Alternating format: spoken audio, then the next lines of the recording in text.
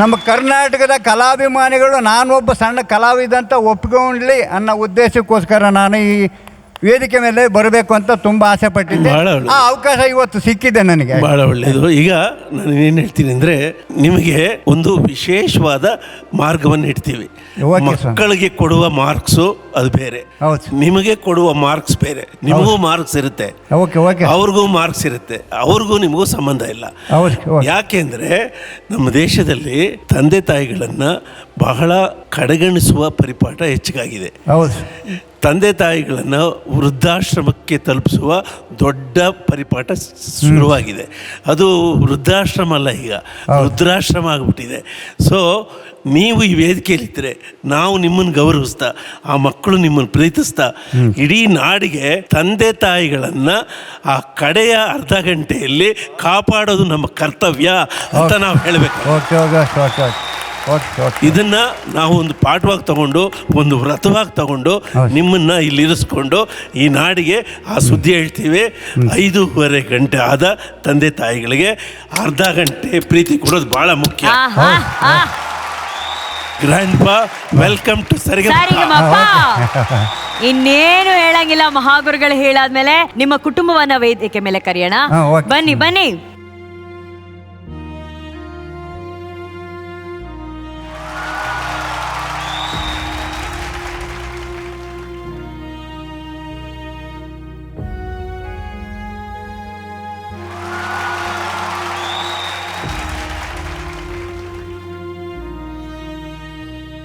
ಈ ವೇದಿಕೆಯಲ್ಲಿ ನಾವು ಎಲ್ಲಾ ರೀತಿಯ ಭಾವನೆಗಳನ್ನ ನೋಡಿದ್ವಿ.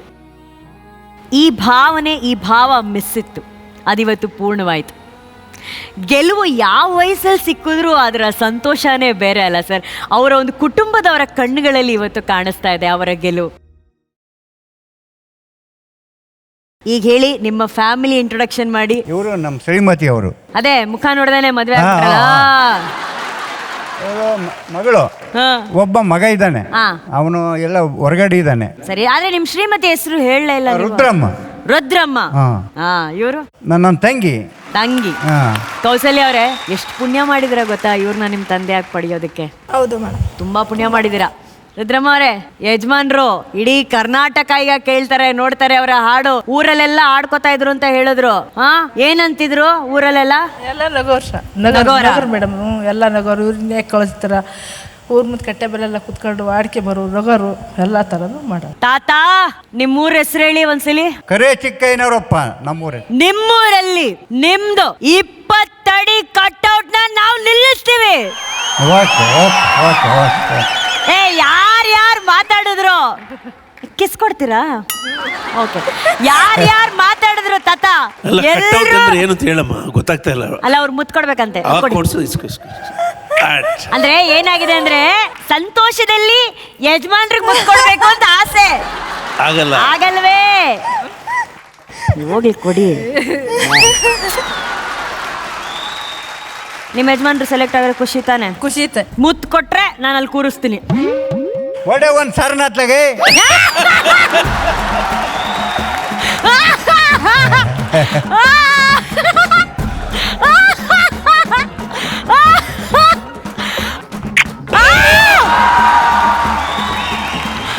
ತಾತ, ನೀವು ಒಂದು ಕೊಡಿ ಹೇಳ್ತೀನಿ.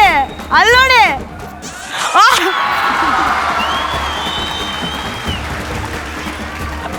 ಅಯ್ಯೋ ತಾತ, ಇಬ್ರು ಒಟ್ಟಿಗೆ ನಿಂತ್ಕೊಳ್ಳಿ.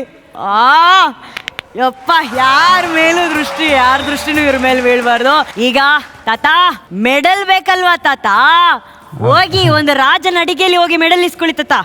ಇಲ್ಲ, ನಾವೇ ಬರ್ತೀವಿ.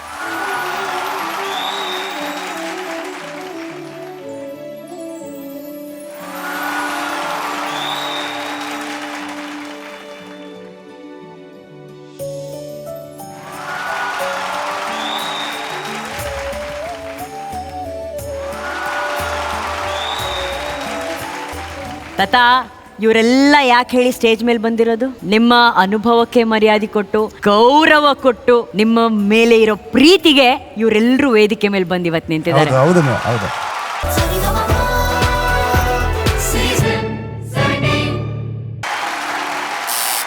ಮೆಗಾ ಆಡಿಷನ್ಸ್ ನ ಮೊದಲ ಕಂಟೆಸ್ಟೆಂಟು ಸಖತ್ತಾಗಿ ಆಡಿದಾರೆ, ಬರ್ಲಿ ಚಪ್ಪಾಳೆ.